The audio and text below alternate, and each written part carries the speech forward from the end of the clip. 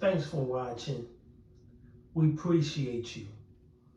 Please subscribe.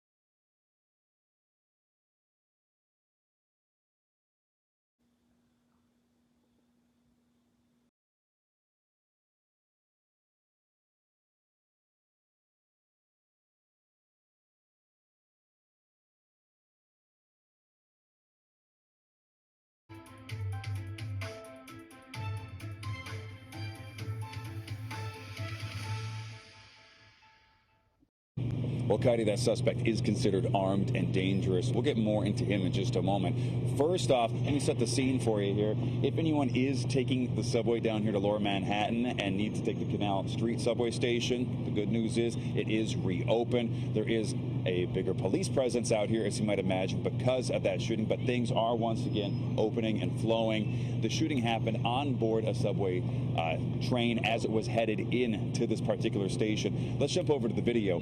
The shooting itself happened very early this morning. We're talking 1 a.m. on board the N train as it was headed southbound here into Lower Manhattan at Canal Street and Broadway. Some say the shooting actually took place as the train itself was crossing over the Manhattan Bridge.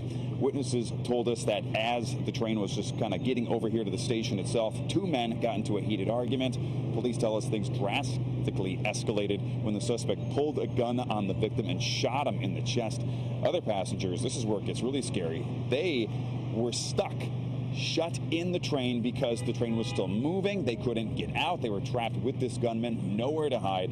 Some witnesses said they were terrified that they would become the shooter's next victim. The suspect then bailed from the train once it stopped and ran away. Officers still looking for him. The man who was shot taken to the hospital in what police described as stable condition. Now, all this comes less than 24 hours before, right after Mayor Eric Adams and Governor Kathy Hochul were celebrating a decrease in subway crimes. In the past several months, 1,200 more police officers have been added to patrol the subways, and that's led to major crimes being down 31% so far in 2023.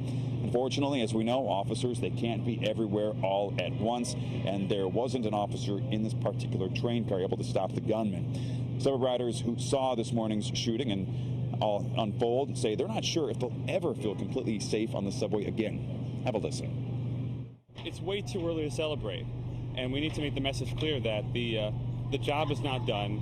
People might say that they might feel safer in the subways, but that doesn't necessarily make it so. Look at what happened just this past morning. Someone was shot in the chest on a subway, and we've had other incidents in the past. We've had, just like a week or so ago, someone was fatally pushed onto the tracks.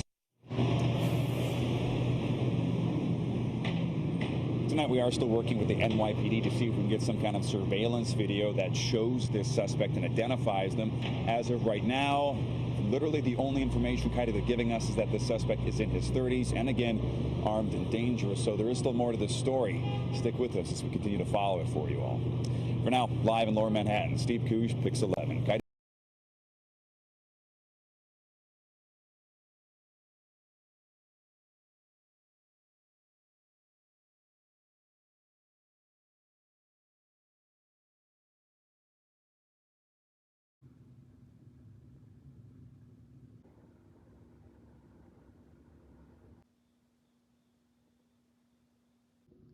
Thanks for watching.